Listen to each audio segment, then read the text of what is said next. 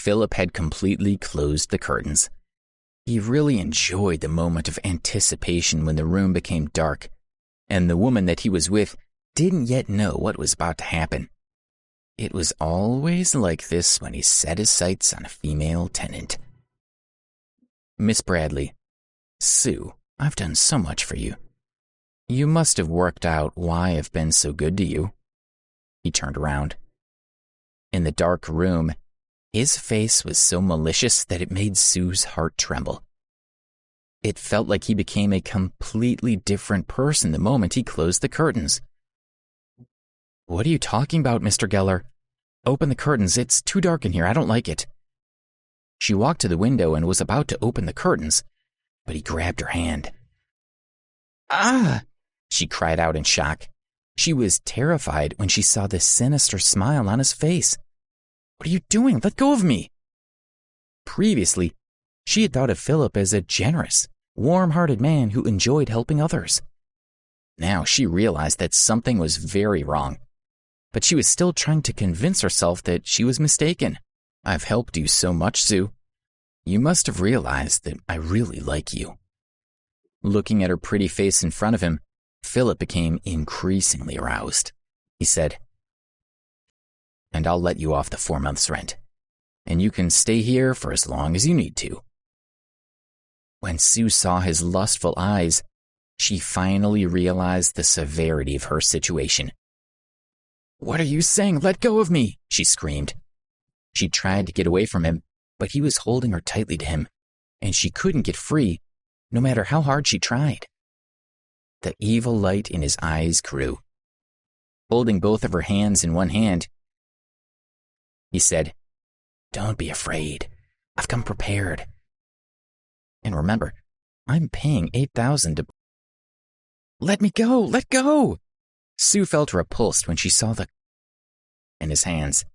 She grew even more scared as she yelled, "Let go of me, you go! You're so beautiful, come on." Philip's mind was completely focused on what was about to happen. Bang, bang, bang. Suddenly there was an urgent knock on the door. "What's wrong?" someone shouted from the other side of the door. "Miss Bradley?" Philip was distracted by the noise. He was puzzled. He knew that the apartment next door was currently empty. Could it be that people passing by heard her screams?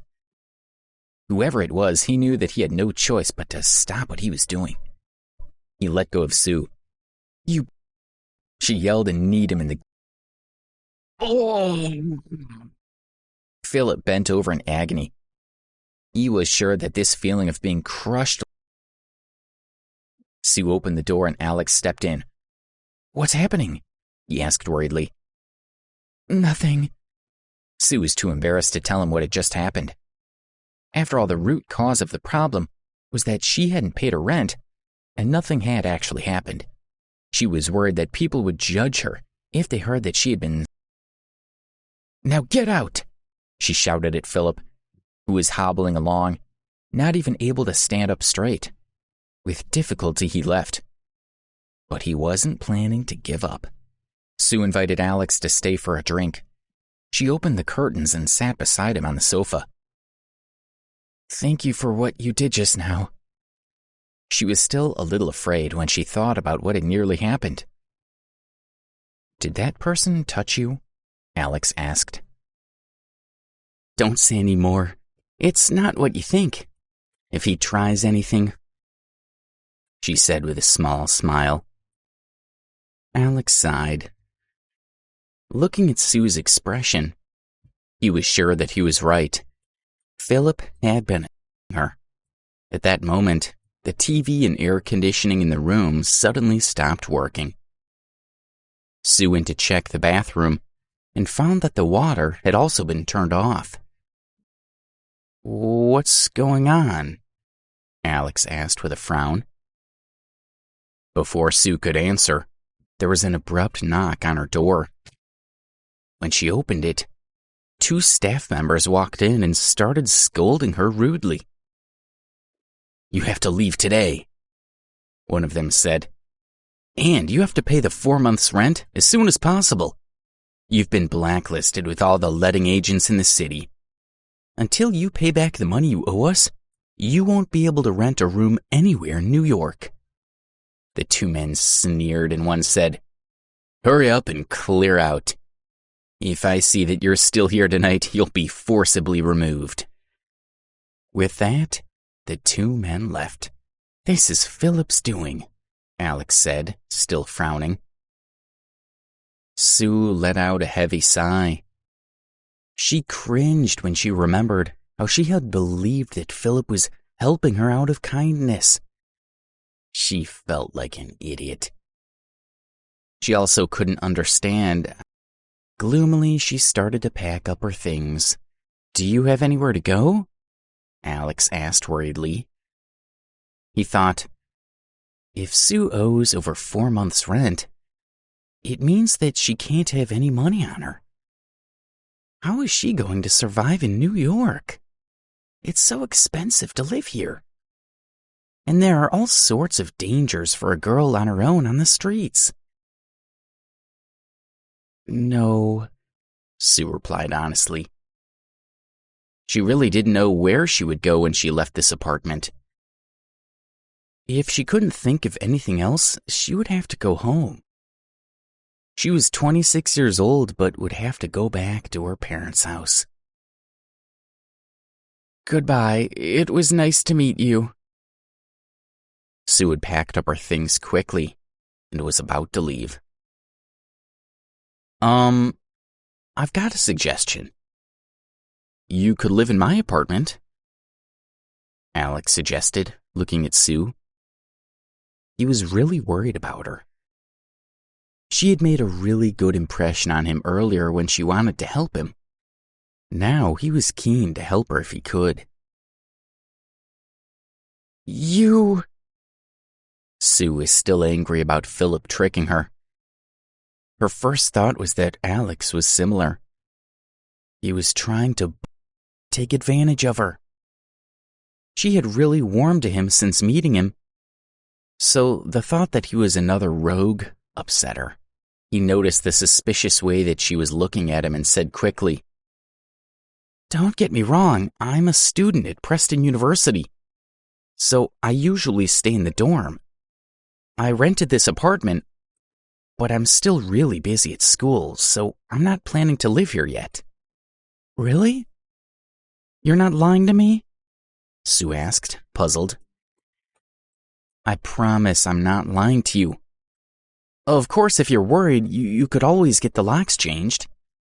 If I want to visit, I'll always knock. I won't have a key to let myself in," Alex explained in earnest.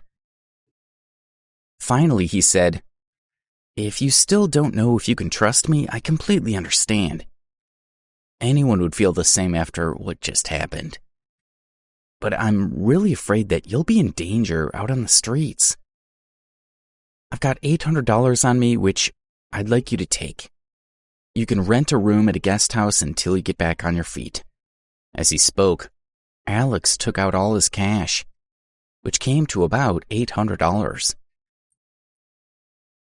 No matter how Sue looked at him, she just couldn't convince herself that he was lying. She still had a good impression of him. "All right," she said. "I would love to stay in your apartment. Thank you so much. Please keep your money. I still have a little myself. Do you want to help me move my stuff to yours?" "Sure," Alex replied with a bright smile. Then he helped her carry all her belongings next door to his apartment. "Sue, what's been going on?" he asked her when they finished moving her things.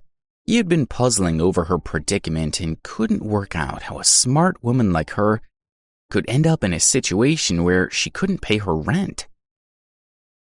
She sighed. Talking about her situation made her feel very sad.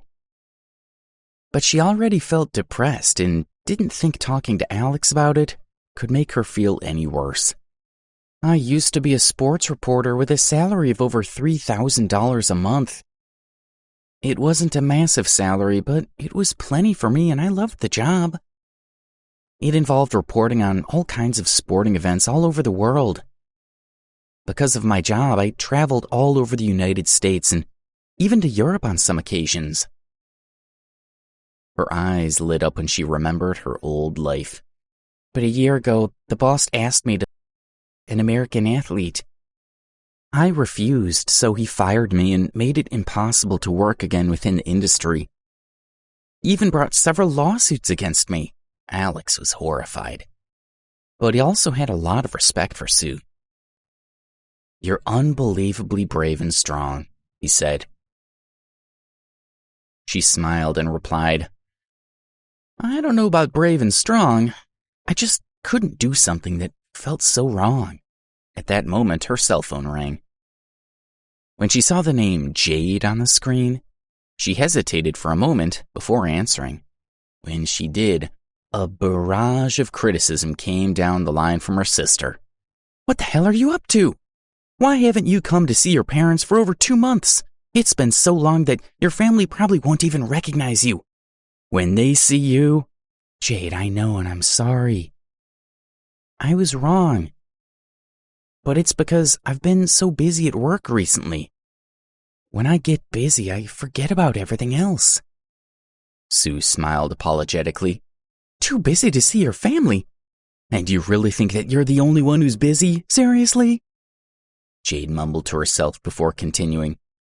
"Tomorrow is Father's anniversary. Have you forgotten about it?" "How could I forget?"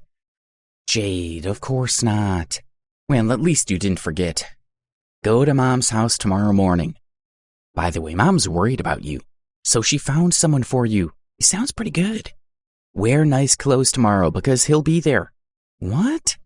Why is Mom trying to set me up again? I've told her so many times already I don't need her to worry about me." Sue looked miserable. "Hey, you can't blame Mom for worrying about you. Give her a break. At your age, you should be worrying more about the fact that you're not married yet. Mom is really upset about it, and you had the audacity to tell her off for worrying about you. You really don't know what's good for you. Anyway, I'll see you tomorrow." Jade finished her lecture and ended the call. Sue immediately called her mother to ask about the man she was trying to match her with. Before they had said a single word to each other, they were both in bad moods. So they started to quarrel almost immediately. Her mother ended the call abruptly with a loud tut. "What's wrong?" Alex asked when he saw Sue's helpless expression. "My mom secretly found me a partner. She wants me to meet him tomorrow. I hate it when she tries to set me up. So why does she keep doing it?" She was so angry that her face was red. Suddenly, she had an idea. She looked up at him and asked softly, "Alex, how about you be my boyfriend?" Please subscribe to the Pocket FM YouTube channel and press the bell icon for instant notification. Check out our channel for more such exciting shows.